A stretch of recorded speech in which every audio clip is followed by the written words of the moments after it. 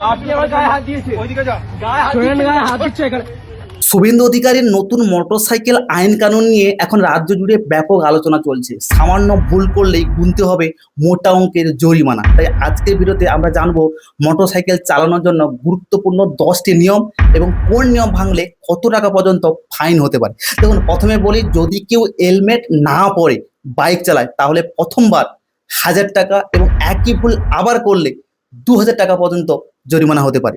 দ্বিতীয়ত, driving licence ছাড়া গাড়ি চালালে প্রথমবারেই 5000 টাকা জরিমানা এবং পুনরায় একই ভুল করলে তা বেড়ে যাবে 10,000 টাকা পর্যন্ত।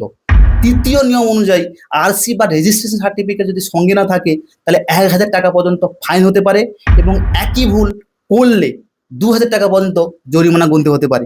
চতুর্থ, বেপরোয়া বা অতিরিক্ত গতিতে যদি আপনি বাইক চালান প্রথমবার 2000 টাকা এবং পুনরায় একই ভুল করলে 4000 টাকা পর্যন্ত ফাইন হতে পারে।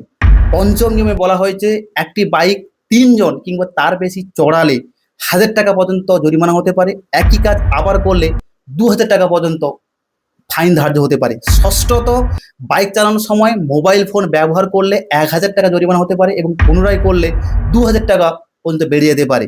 সপ্তম নিয়ম অনুযায়ী রাতে হেডলাইট না জ্বালিয়ে বাইক চালালে প্রথমবার 500 টাকা এবং দ্বিতীয়বার 1000 টাকা পর্যন্ত জরিমানা হতে পারে।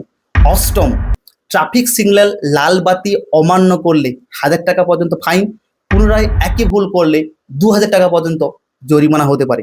নবম নিয়মে বলা হয়েছে সাইলেন্সার কেটে শব্দ দূষণ করলে প্রথমবার 5000 টাকা এবং একই ভুল ডবলবার করলে 10,000 টাকা পর্যন্ত ফাইন হতে পারে। আর দশম নিয়ম অনুযায়ী বাইকের ইন্স্যুরেন্স না থাকলে প্রথমবার 2000 টাকা, পুনরায় করলে 4000 টাকা পর্যন্ত জরিমানা গুনতে হতে পারে। এছাড়া গুরুত্বপূর্ণ তথ্য হলো এখনো অনেক ক্ষেত্রে অনলাইনে ফাইন কাটা হতে পারে এবং বারবার ট্রাফিক আইন ভাঙলে ড্রাইভিং লাইসেন্স পর্যন্ত বাতিল হয়ে যেতে পারে। তাই নিজের নিরাপত্তার জন্য এবং দুর্ঘটনা এড়াতে সবসময় ট্রাফিক নিয়ম মেনে চলুন, কারণ সামান্য ভুলও বড় অঙ্কের জরিমানার কারণ হতে পারে।